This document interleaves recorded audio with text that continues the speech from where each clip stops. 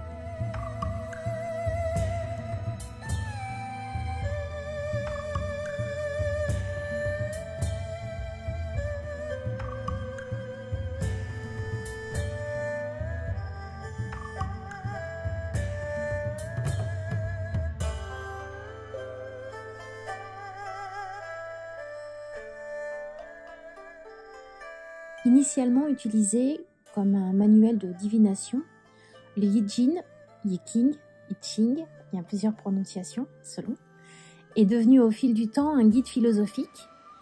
C'est l'un des textes les plus anciens de la civilisation chinoise et ses origines remonteraient à plus de 3000 ans avant Jésus-Christ. C'est avant tout un livre de sagesse, que l'on appelle aussi livre des mutations, qui associe à la fois les réponses et les questions à des conseils d'ordre éthique et philosophique. Alors, il aurait été écrit par l'empereur Fuxi, mais l'origine de l'auteur reste assez floue. C'est en prenant conscience des qualités spécifiques de chaque mouvement de l'existence que l'on devient véritablement libre. C'est un peu la philosophie du Yijin. C'est toute la difficulté pour notre esprit occidental qui a tendance à user de l'intellect et de l'esprit conscient pour contrer les impulsions de l'intuition ou du subconscient. Alors le Yijin est symbolisé par le signe du yin-yang, le rond qui représente une partie noire, une partie blanche, qu'on appelle souvent le bien et le mal, le masculin, le féminin. Deux forces opposées mais interdépendantes qui s'attirent et se repoussent dans un mouvement perpétuel, afin de trouver le point d'équilibre, ce que les taoïstes vont appeler la voie du milieu. Cette image a généré la loi du changement continuel, qui est le fondement même du taoïsme et dont révèle également la sagesse du Yiking.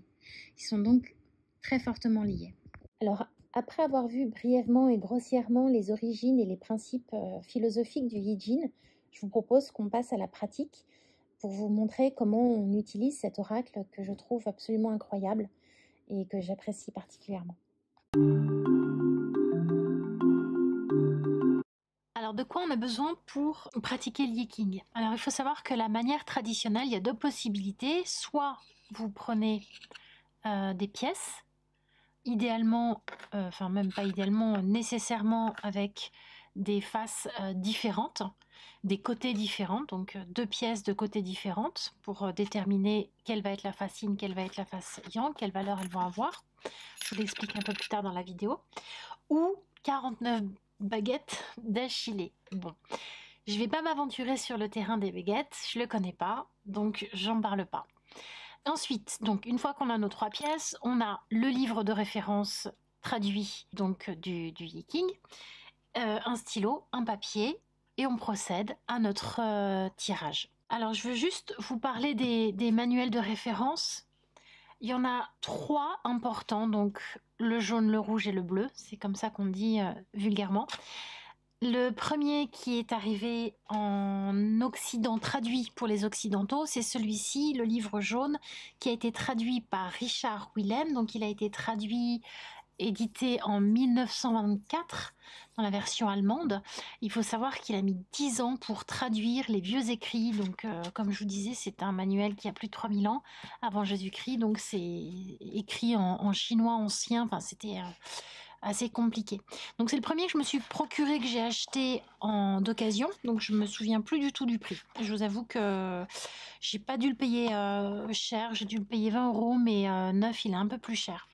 Donc la version anglaise a été, donc là c'est une version française, mais la version anglaise a été préfacée par Carl Jung, donc le fondateur de la psychologie analytique, qui avait une véritable fascination pour le Yiking. Il a beaucoup aidé à ce qu'il se légitime en Occident, à ce qu'il soit légitimé aux yeux des Occidentaux.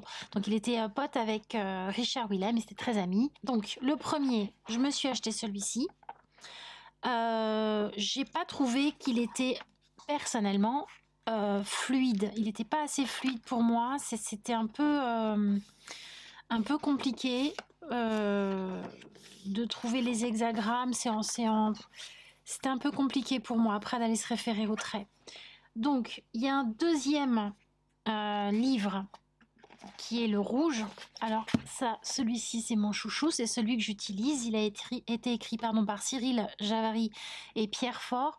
Ce sont les deux spécialistes du Yiking en France, et c'est celui que je trouve le plus pratique. Parce que là déjà on a les hexagrammes qui sont écrits sur le côté, mais on peut aller les chercher en sommaire. Et ensuite on a l'hexagramme, l'hexagramme écrit en chinois, donc l'ancien chinois, donc d'origine.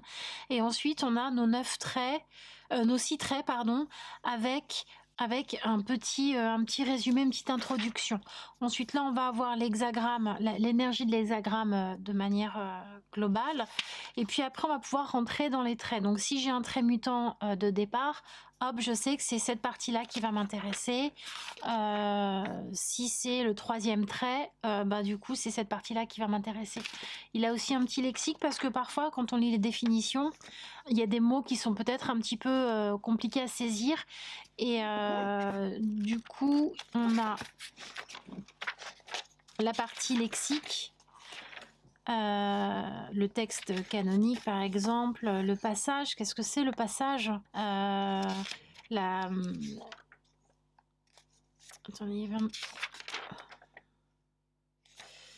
il y avait un mot qui revient souvent.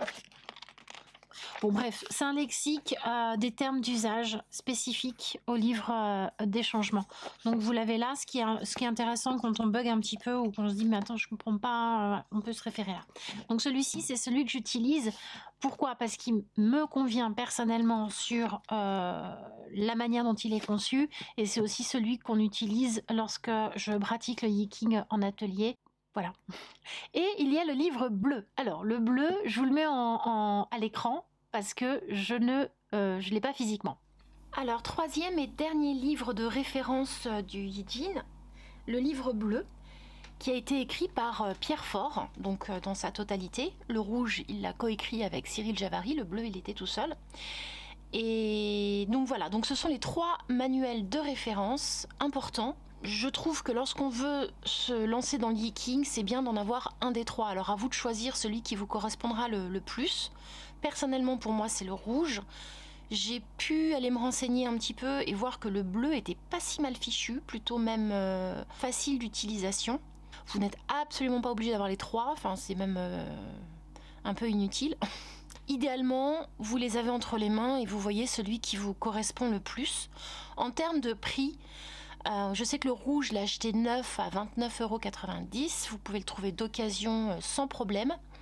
Le jaune, il se trouve encore d'occasion et il est un petit peu plus cher. Il me semble que le bleu est celui qui est le plus cher, mais plutôt bien fichu. Donc c'est à vous de voir un peu ce qui vous correspondrait le mieux si vous voulez vous lancer dans ces méthodes de tirage. On va passer à la question. Comment on interroge le Yiking? Ça, c'est une partie assez fondamentale pour plusieurs raisons. Déjà, on a vu que le Yiking, c'était une manière de venir sonder, faire le point sur les énergies présentes. Consulter le Yiking, ça permet d'avoir des perspectives plus larges de ce à quoi nous sommes confrontés. Et lorsqu'on a besoin d'une réponse, il faut avant tout avoir bien conscience de ce qui se joue. Donc, est-ce qu'on utilise le Yiking pour faire des tirages à quelqu'un d'autre que soi? Oui, c'est possible, avec quand même avoir à l'esprit que la question doit être formulée par le consultant. Et cette question, elle doit être vraiment maturée et bien posée de manière... Et c'est pas à nous, si on tire le Yiking pour quelqu'un, c'est pas à nous de formuler la question à la place de la personne. En fait, on va accompagner, on va venir soutenir la réflexion, dire ok, donc c'est pas si évident de formuler la question. Parfois, ça part un petit peu dans tous les sens. Donc, le temps de formuler la question, il est indispensable pour un bon tirage et il est surtout très important pour que le consultant prenne conscience de la situation, de ce qui se joue, et c'est à lui de mettre en action les choses. C'est-à-dire qu'on n'arrive pas avec une solution servie sur un plateau, ah ok, enfin, on est vraiment dans quelque chose où il va y avoir un effort de fait sur quelle est ma part de responsabilité, quelle est ma part de possibilité, qu'est-ce qui se joue en moi. Comme on l'a vu lors du petit descriptif que je vous ai mis en introduction, c'est pas le Yiking qu'on interroge directement, c'est nous-mêmes qui nous interrogeons sur la situation qu'on traverse et qui nous pose problème. Le Yiking, lui, il va fournir des descriptions, mais c'est au questionneur, donc soit nous si c'est un propre tirage, ou soit la personne qui vient consulter pour avoir un tirage de Yiking, c'est au questionneur d'étudier ce que propose le Yiking pour ensuite pouvoir se l'approprier et faire les liens entre les différents éléments. Je fais le lien entre les conseils du livre des sagesses avec ce que je traverse. Ça, c'est la personne qui se pose la question qui peut faire ces liens-là. C'est en ce sens que le Yiking, il demande quand même à ce qu'on soit acteur de ce qui se joue. Donc oui, on peut faire un tirage à quelqu'un en prenant soin de laisser la personne formuler la question. Et cette question, idéalement, il faudra qu'il y ait un verbe d'action et employer le sujet « je ». Comment je peux m'accorder au mieux à la situation que je traverse et qui me trouble. comment je peux choisir ce qui m'est offert professionnellement, sentimentalement, voilà. Je dois acheter un appartement ou louer un appartement, j'ai 2 possibilités. Quel serait le meilleur choix pour moi? Voilà, donc on s'implique, et si on fait le tirage et l'interprétation à quelqu'un d'autre, la personne s'implique. On n'est pas passif dans un tirage de Yiking. Voilà. Alors, ce que je vous propose maintenant, je vais faire un exemple, je vais poser une question. Je vous fais l'exemple de la construction d'hexagrammes. Ensuite, je vous fais un petit laïus sur comment on construit l'hexagramme de manière un peu plus descriptive. Qu'est-ce qu'un hexagramme, qu'est-ce qu'un trigramme, qu'est-ce qu'un triangle, qu'est-ce qu'un triine, comment on peut les permuter, comment on peut les transformer. Et ensuite, on ira voir l'interprétation du tirage que je vais vous faire. Alors, dans la question que je vais poser au Yiking, afin qu'il puisse me conseiller, m'aider dans mon orientation, il va surtout pas falloir que je pose une question fermée où la réponse devra être oui-non. L'idée, c'est qu'on n'est pas dans de la divination pure, on est sur... on interroge un vieux sage, un vieil ami qui va nous conseiller. Donc les exemples de questions, ça pourrait être comment je peux améliorer mon état général en ce moment, mon bien-être, je suis pas en super forme, comment je pourrais faire? Ça pourrait être, je sais pas, je suis challengée en ce moment, ça m'encombre un peu. Donc la question pourrait être comment puis-je surmonter le défi que je rencontre? Ça peut être aussi d'ordre sentimental. Quelle est la nature profonde de ma relation avec, et je nomme la personne. Alors moi j'ai décidé de poser la question, quelle est la meilleure manière de mener à bien mon projet?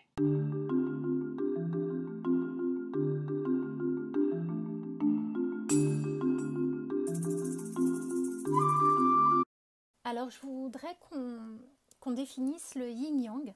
On entend souvent que la partie noire serait la partie sombre, mauvaise, et la partie blanche serait la bonne partie, le bon camp. Pas du tout. En fait, ce sont 2 énergies qui sont complètement complémentaires et qui se nourrissent l'une de l'autre. Le yin, donc la partie noire, ce serait plutôt une énergie d'introspection. Donc on va être dans une démarche d'intériorité. On va être invité à ressentir, écouter, capter les informations pour les comprendre, ressentir les choses vraiment de l'intérieur. Le yang, ça va être plutôt une énergie d'extérieur où là, ça va être plus de l'action dirigée vers l'extérieur, quelque chose qui nous pulse, que ce soit dans la parole, dans les activités. En tout cas, on va être invité à agir, à être dans l'action extérieure. Mais l'un ne va pas sans l'autre. Pour obtenir un résultat d'action, il faut d'abord l'avoir pensé dans une sorte de silence méditatif, réflectif, et ensuite on pourra passer à la parole constructive qui aurait été construite par cette introspection. En fait, on peut imaginer qu'on est sur un vélo, et lorsqu'on est sur un vélo, il y a toujours une jambe qui pousse pour faire avancer le vélo, l'autre qui prend son élan, qui se repose un peu, et hop, après, une fois que la jambe de force a fait avancer, hop, elle se relève un petit peu, là elle n'est plus du tout en action, et c'est l'autre qui prend le relais. Donc ce serait un petit peu ça, l'énergie du yin-yang. Ou sinon on peut aussi imaginer la lance et le bouclier. J'avais entendu ça, je trouvais ça pas mal comme image, où derrière le bouclier on va être en protection, en réflexion, là c'est pas la peine d'y aller parce qu'on sait que c'est pas la peine d'agir vers l'extérieur. Là on va plutôt être en réflexion, en protection, et une fois que le moment est venu, qu'on estime que c'est le bon moment, là on va pouvoir être dans l'agissement, on sort la lance, on enlève le bouclier et on y va. Donc vraiment il faut comprendre que ces 2 polarités sont vraiment liées et font partie de nous, et le livre des sagesses va nous permettre de définir dans quelle polarité on se trouve, quelle énergie il faudrait mettre en avant pour dépasser la situation, trouver la solution. Une fois qu'on a compris quelles étaient les énergies yin-yang, pour pouvoir lire le livre des mutations, le livre des sagesses, le Yiking, il va falloir qu'on constitue notre hexagramme. Cet hexagramme va s'appuyer sur 2 trigrammes assemblés. Donc là, je les ai mis sur l'écran. Les trigrammes sont constitués de 3 traits, tantôt yin, tantôt yang. Donc yang, un trait plein, yin, un trait brisé. Et la superposition de ces 3 traits va nous donner un élément. Donc on a le ciel, le soleil, le vent. Alors selon les traductions et les livres auxquels on se rapporte, c'est pas toujours tout à fait les mêmes traductions. L'éclair par exemple, ça peut être le tonnerre. Le vent, ça peut être le doux. Voilà, mais on reste quand même dans l'élément, c'est juste des synonymes selon les traductions. Donc une fois qu'on a nos 8 trigrammes, qui nous donnent déjà des éléments importants, on voit par exemple que le ciel, c'est une énergie totalement yang. Le soleil, on voit qu'il y a 2 traits yang, un trait yin, etc. Donc ces 8 éléments superposés vont donner l'hexagramme qui lui aussi aura déjà une énergie globale. Donc ces énergies de trigrammes assemblées donnent encore une énergie supplémentaire et grâce au tirage avec les pièces, on va même pouvoir entrer dans chaque trait, dans chaque ligne qui peuvent être mutantes, on verra ça un peu plus tard, qui nous donneront des détails un peu plus précis sur les situations. Pour constituer notre hexagramme, on va se munir de 3 pièces avec des côtés différents. Alors ça peut être 3 pièces ou 3 jetons comme vous voulez, mais les 2 côtés ne doivent pas être identiques. On va définir quel côté est le côté face et à quoi ça se relie, soit au yin, soit au yang. Et inversement, le côté pile, on se dira, voilà, là le côté pile, je décide que c'est yang. On va donner aussi une valeur à ces côtés. Donc, côté face, on imagine qu'on dit que c'est le yin, et le yin, c'est une valeur de 2. Côté pile, ce sera le yang, et le yang est une valeur de 3. Donc, lorsque je vais jeter mes 3 pièces, je vais pouvoir calculer le nombre final de ces 3 pièces, le nombre total de ces 3 pièces. Si c'est un chiffre pair, c'est un trait yin, donc un trait brisé. Si c'est un chiffre impair, ce sera un trait yang, un trait plein. Donc on va toujours commencer nos traits par le bas. Vous le voyez à l'écran. Premier jet de 3 pièces, ce sera le premier trait et je le commence en bas. Et je monte, donc je vais jeter mes pièces, je vais lancer mes pièces 6 fois. 6 fois, 6 traits, un hexagramme. Mais l'hexagramme est composé de 2 trigrammes. Alors, une fois qu'on a constitué notre hexagramme, on va se reporter à un tableau à double entrée. Donc, les 2 tableaux que je vous ai affichés sont les mêmes dans le symbole, mais visuellement différents. Donc, on va voir que sur la partie verticale, on a les 8 trigrammes, donc les 8 éléments, et sur la partie horizontale, on a ces mêmes trigrammes positionnés horizontalement. J'ai procédé à mon tirage, j'ai mon hexagramme, je peux voir déjà mon premier trigramme, donc celui du bas. Je vais me référer donc à la colonne verticale. Et ensuite, je vais aller chercher mon hexagramme du haut sur la ligne horizontale et je vais les joindre, ce qui va me donner mon hexagramme avec un numéro que je vais pouvoir ensuite aller consulter dans le livre du Yeking et j'aurai déjà un élément de réflexion. En fait, avec le trigramme du bas et avec le trigramme du haut, on a déjà 2 éléments associés, on a déjà une petite idée de l'association des 2, de ce que ça peut donner. Et ce que j'aime bien dans cette méthode, c'est que ça peut paraître hyper complexe, mais pas plus que l'étude du tarot ou du petit Lenormand. On a besoin du livre, de 3 pièces, un stylo, un papier et le tableau que vous avez sous les yeux. En fait, ce que je trouve intéressant, c'est que si on commence l'apprentissage, alors regarder un hexagramme et pouvoir déjà dire les choses, oui, on peut savoir le faire, mais c'est un peu long. Mais déjà, si on apprend les 8 éléments, si on s'imprègne de l'énergie, on comprend l'énergie des 8 éléments, on arrive déjà à se faire une opinion et à se faire un état des lieux de ce qui se joue. L'avantage avec le livre, c'est qu'on va pouvoir aller vraiment chercher dans le détail. Alors, comment on peut aller voir dans le détail où se trouve le blocage, où se trouve le questionnement, où doit être attirée notre attention plus particulièrement?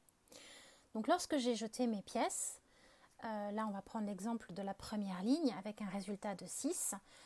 On voit que les 3 pièces sont tombées sur la même face, donc côté yin. Et ça veut dire qu'en fait, on va appeler ça un vieux yin. un vieux yin qui aurait tendance à devoir se transformer en yang. Comme on l'a vu lors de la présentation de la philosophie du Yiking, on sait que l'univers est par nature changeant et que c'est perpétuellement en mouvance, en transformation, le livre des mutations. Donc c'est logique que dans les hexagrammes, on observe aussi une mutation, je ne vais pas dire constante, mais quasiment. Et en fait, c'est rare de faire des tirages où il n'y ait pas de mutation, ça peut, hein, mais... Et lorsqu'une ligne, par exemple, yin, comme celle, la première qu'on vient de voir, elle correspond à un chiffre pair, ça veut dire qu'elle est vieille et qu'elle aurait en quelque sorte atteint son maximum et que là, il est temps de passer à une autre énergie, à savoir là, l'énergie yang. Ça arrive à terme. Lorsqu'on a un trait mutant, c'est qu'il arrive à son terme et que là, il faut passer à autre chose. Donc, grâce à cet hexagramme, donc le premier hexagramme où il y a des mutations, donc mutation, ça veut dire un vieux trait, qu'il soit yin ou yang, il faut qu'il se transforme, ça nous donne la possibilité de transformer nous-mêmes donc le trait yin devient un trait yang, ceux du milieu, là, le 7 et le 8, ils restent tels qu'ils sont, et le dernier trait, qui est un trait complètement yang, devient un trait yin. Et là, on a un deuxième hexagramme. Alors, ce qui n'est pas tout à fait un hexagramme, puisque là, on n'est que 4 traits et qu'en fait, il y en a 6. Mais c'est pour vous donner l'exemple des tirages et des possibilités des tirages. En fait, on a 4 possibilités. Et de ce fait, le deuxième hexagramme, ça va nous donner des indications sur l'évolution de la situation. Ces lignes qui se transforment, donc dans leur opposé, elles donnent naissance à un autre hexagramme qui va venir approfondir ou compléter ce que propose le Yiking sur le premier hexagramme. Donc, premier jet, on nous propose déjà une interprétation, mais avec les traits mutants qu'on va muter, qui nous donnera donc un deuxième hexagramme, ça nous permettra de voir l'évolution de la situation. C'est en ce sens qu'on dit qu'il est divinatoire, mais j'aime pas trop employer ce mot pour cette méthode. Mais en tout cas, avoir conscience des forces en présence, ça me permet de définir les conséquences futures. Et de ce fait, de mettre en action des choses qui vont être nécessaires pour soit aller dans le bon sens et continuer dans ce sens, soit au contraire agir différemment de manière à relâcher un petit peu ce qui sous-tend. Donc une fois qu'on a l'énergie globale de notre hexagramme, qu'on a vu où se trouvaient les passages un peu difficiles ou les points d'attention, de vigilance avec les traits mutants, alors il y a aussi une chose importante, on ne va pas le voir parce que là on est vraiment dans une initiation, mais le positionnement des traits est important. Parce qu'en fait, quand on arrive dans l'hexagramme, il y a la porte d'entrée, porte de sortie, il y a le ministre, le secrétaire, etc. Et ça peut aussi donner d'autres éléments. Mais on ne va pas voir ça ensemble aujourd'hui. Mais ce qui est intéressant avec cette méthode, donc une fois qu'on a fait notre lancer de pièces, donc 6 fois, et qu'on a notre hexagramme, on peut voir les points de vigilance. Donc ça se voit avec les traits mutants. On peut aussi, avec le premier hexagramme, donc celui qu'on n'a pas muté, on peut le permuter, changer la place des trigrammes. Donc là, je vous donne l'exemple de l'hexagramme permuté. Donc celui-ci, il va nous renseigner sur l'origine de la situation. Qu'est-ce qui a créé ce que je vis? Qu'est-ce qui crée ce qui se passe? Et ça, on va l'avoir en permutant les deux trigrammes. Donc celui du bas passe en haut et celui du haut passe en bas. On peut aussi trouver l'hexagramme opposé. Donc on va inverser tous les traits de notre premier hexagramme. Même s'il y a des traits mutants, on les laisse tels qu'ils sont. Et on va venir mettre, si un trait, mon premier trait est un trait yin, eh bien je vais le transformer en yang. L'autre est un trait yang, je vais le transformer en yin. Et je vais construire un autre hexagramme qui va être son opposé total. Et celui-ci, il va nous renseigner sur ce que la situation n'est pas. Ce qui peut être intéressant parce que si on va lire la définition de ce qu'elle n'est pas, ça peut nous permettre de mieux comprendre ce qu'elle est. Parce que parfois, on a besoin de précision et ça peut être intéressant. Alors, il y a aussi d'autres possibilités. On peut prendre les trois traits du milieu associés à d'autres traits, etc. Bon, après, ça vraiment, il faut quand même beaucoup de temps pour s'en imprégner. Mais déjà, là, dans une première approche, si on se contente déjà d'une construction d'hexagramme, de voir ce qu'il donne avec les traits mutants, et éventuellement de permuter, parce que ça peut toujours être intéressant de savoir ce qui a créé la situation, mais parfois il y a des choses qui nous dépassent, on ne sait pas pourquoi, voilà, on est dans une espèce de tunnel. Donc l'hexagramme permuté, je le trouve assez intéressant pour savoir d'où la situation vient, qu'est-ce qu'est la situation, qu'est-ce qu'elle n'est pas et qu'est-ce qu'on peut changer. Donc en fait, il y a tellement de possibilités avec cette méthode que je la trouve vraiment intéressante et ça me plaisait de vous la partager. Alors après avoir jeté mes pièces et fait le petit calcul, j'ai obtenu l'hexagramme numéro 18. J'ai un trait mutant en 4e place que j'ai transformé, qui m'a donné donc mon 2e hexagramme, le numéro 50. On va déjà s'intéresser au 18. Alors on a 2 symboles, l'hexagramme en bas, et là c'est le symbole écrit en chinois. Donc je vais déjà commencer par lire le titre, pardon. Remédier au corrompu. J'essaie déjà de me dire, bon, qu'est-ce que ça peut vouloir dire ? On peut imaginer que là, on me demande de trouver une solution, de corriger quelque chose dans le verbe remédier. Et au corrompu, le corrompu, c'est changer un état naturel, changer quelque chose. Donc là, on me demande déjà de changer quelque chose. Je vous rappelle la question, quelle est la meilleure manière de mener mon projet à bien ? Je l'avais écrit, je me la laisse sous les yeux. Alors, là, on va déjà lire à peu près ce qu'on nous dit sur la description du symbole. Fondamentalement favorisant, profitable de passer le grand fleuve. Ensuite, je vais me référer en bas, ici, là, la 10e L. Il décrit de manière plutôt très concise et très simple, même parfois cash, l'idée générale de la situation. Donc, je sais déjà que je dois changer quelque chose. Changer quelque chose qui a été apporter des solutions, changer quelque chose qui a été transformé. Et pour ça, je vais devoir mettre de l'ordre. J'ai déjà une première piste.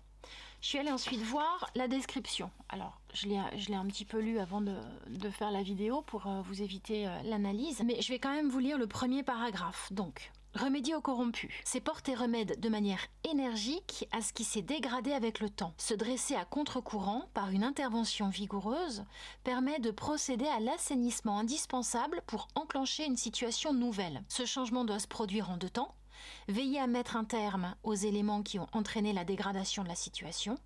Imaginez les conditions d'un renouveau. Donc là, qu'est-ce qu'on va me demander? On m'invite à ne plus être dans une attitude d'ancien schéma qui se répète. On me demande d'assainir quelque part. On me propose plutôt de se dégager du passé pour retrouver le potentiel, la pleine identité indispensable pour avancer. Alors, en gros, on parle de vieux schémas, de quelque chose d'ancien, d'ancré qu'il faut peut-être mettre de côté pour accéder à quelque chose de nouveau. Donc dans ma question, comment mener à bien mon projet, peut-être que là, on m'invite à ne plus utiliser les méthodes que j'utilise, enfin je dis je parce que j'ai posé la question, mais c'est de manière générale, ça ne me concerne pas particulièrement, ou peut-être, en tout cas c'est un exemple, de ne plus utiliser les anciens schémas qui ne sont peut-être pas le meilleur potentiel de ce qui peut être mis en place, de ce que je peux avancer. On me demande de revenir un peu à quelque chose de nouveau. Comment ça se passe? Eh bien, il va falloir que j'arrête de procéder de la même manière et que je revienne à la source, au départ. Donc, il va falloir faire le tri, assainir, revenir à l'origine, à quelle a été la motivation de mon acceptation au projet si c'est un projet qu'on m'a proposé, ou quelle est ma motivation première si c'est un projet qui vient de moi, j'ai une idée et je veux la mettre en place.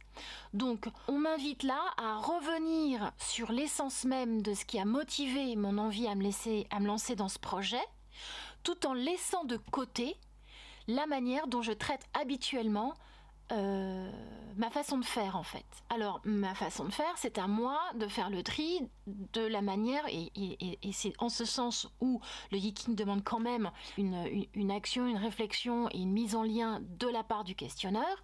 Donc là, je vais devoir faire un petit peu le bilan de la manière dont j'ai pu conduire certains projets, me rendre compte que peut-être ça n'a pas été aussi efficient, efficace qu'il aurait fallu. Pourquoi ? remettre un petit peu les choses à plat, voir ce qui dans mon fonctionnement n'est plus actuel et revenir à la source, revenir à quelque chose de un peu comme une nouvelle jeunesse, quelque chose d'enthousiasme et de frais. Donc on va aller voir ce que dit le trait mutant. Donc mon trait mutant, je vous le rappelle, il est en 4e position, il est ici, donc je vais aller le chercher. Donc là, qu'est-ce qu'il nous dit? Alors là, vous avez la description et ensuite en gras les mots un petit peu particuliers, enfin ce que ça veut dire. En fait, c'est la définition. On passe de l'idée ancestrale à on l'adapte à notre esprit occidental. Alors sur le trait mutant, on me demande de faire un état des lieux, mais de se remettre en cause en étant vigilant à ne pas être dans une attitude trop dur avec moi-même, mais faire preuve d'indulgence et de compréhension par rapport à ce qui s'est passé, par rapport à mon bilan que je vais faire sur les différents projets que j'ai pu mettre en place dans ma vie, qu'est-ce qui a mal fonctionné et pourquoi je suis dans un schéma répétitif. Est-ce que c'est une preuve de faiblesse, d'impossibilité ou de générosité exceptionnelle? Ils nous disent aucune appréciation ne permet de juger de la valeur de cette attitude yin, puisque là forcément on sera dans une attitude d'introspection. Donc, on ne se juge pas, on est plutôt doux avec nous-mêmes, mais on va quand même aller voir quels sont les blocages. On peut être parfois dans des attitudes où on va répéter les choses de manière systématique parce qu'on nous a peut-être dit que c'était comme ça qu'il fallait faire, parce qu'il y a peut-être en fait une multitude de facteurs qui viennent brouiller ce qu'on est en réalité et ce qu'on a envie d'être en tout cas. C'est d'ailleurs ce que nous explique la généralité de l'hexagramme. Il faut dans cette introspection, dans cet assainissement, dans ce tri, retrouver son potentiel, sa pleine identité. Alors, dans ce travail qui va être opéré, on nous demande au trait mutant de faire preuve de douceur pour ne pas être dans la culpabilité de « ah mais oui, mais non, mais c'est de ma faute, je suis trop... » Voilà, on se flagelle pas, on se culpabilise pas. On cherche l'origine de notre manière de fonctionner qui, pour ce nouveau projet, pour répondre à la question, ne va pas convenir. Alors, on va aller voir maintenant ce que nous dit le nouvel hexagramme, donc l'hexagramme 50. Donc j'ai changé mon trait yin en un trait yang, je suis dans le chaudron, toujours la même configuration, juste une petite explication qu'on nous donne là, Ding, vous le trouvez ici, c'est le nom de l'hexagramme en chinois. Ding ça veut dire chaudron, et Ding, qu'est-ce que c'est pour les Chinois il y a 3000 ans avant Jésus-Christ? Le chaudron, il symbolise la sagesse et la connaissance. Alors dans le passé, il servait à cuire les festins que les rois offraient au ciel ou aux ancêtres. Là, on va nous inviter à nous relier. Alors, c'est ce que propose l'hexagramme. Il relie la terre au ciel. Ce qui tend à devenir, c'est un empêchement d'avancer mon projet si je n'ai pas une action d'état des lieux, de fonctionnement, ou si le résultat est médiocre ou pas à la hauteur, c'est parce que je n'ai pas pris le temps de préparer les choses de manière minutieuse et d'y mettre quelque chose d'intérieur, à savoir préparer un festin dans un chaudron pour l'offrir aux dieux, c'est dans la symbolique, ça veut dire bien préparer les choses, les préparer avec cœur, en mettant du sens, en ayant un sens, dans cette idée qu'on nous dit que faire le tri, revenir au départ, à l'énergie de départ, aller vers un renouveau des situations, ne pas être dans la répétition des choses. Et dans cet hexagramme, si je n'agis pas, je risque de stagner. Et si je n'agis pas en y mettant du sens, en revenant à l'essentiel de ce que je suis, de ce dont j'ai envie, le projet risque pas d'être hyper bien mené. Comment on en est arrivé à cet hexagramme 18? Alors je vous ai expliqué dans la petite vidéo que lorsque je permute les trigrammes, j'arrive à l'hexagramme permuté qui me permet d'aller comprendre d'où pourrait venir la situation du 18. Donc ce serait l'hexagramme 53, progresser à petits pas. Dans cet hexagramme, on me dit que peut-être, on m'explique que les choses, pour progresser, il faut avancer à petits pas. Quand je lis la 10e aile, la femme se mariant attend, l'homme agit. Alors, la femme, l'homme, c'est les énergies yin et les énergies yang.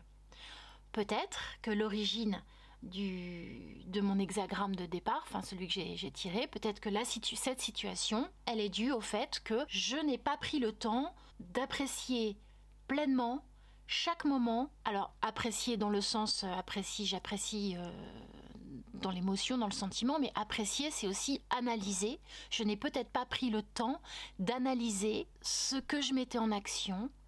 Je n'ai peut-être pas pris le temps de maturer ce qu'il fallait que je mette en action. De ce fait, ne pas prendre le temps de faire les choses et de les analyser, c'est peut-être ce qui est à l'origine du fait que je dois aujourd'hui faire le tri dans ce qui est révolument ancien, qui ne fonctionne plus.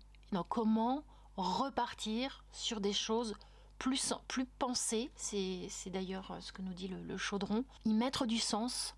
Préparer un festin droit, c'est choisir les bons aliments, bien les préparer, ne pas louper la cuisson, y mettre suffisamment de bons ingrédients et suffisamment de soi pour que le festin soit une régalade absolue pour les dieux. Et les guerriers, c'était aussi servi aux guerriers. Je m'arrête là pour cette initiation. On pourrait dire plein de choses. Il y a peut-être quelques erreurs que j'ai pu commettre. J'ai essayé d'être le plus clair, le plus juste possible.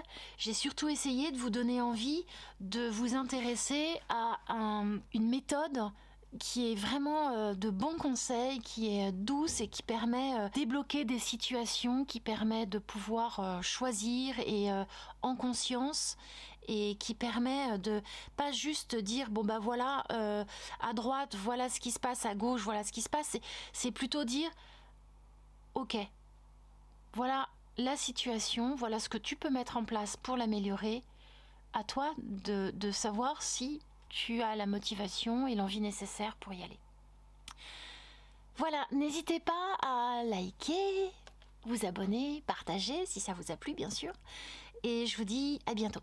Salut, salut!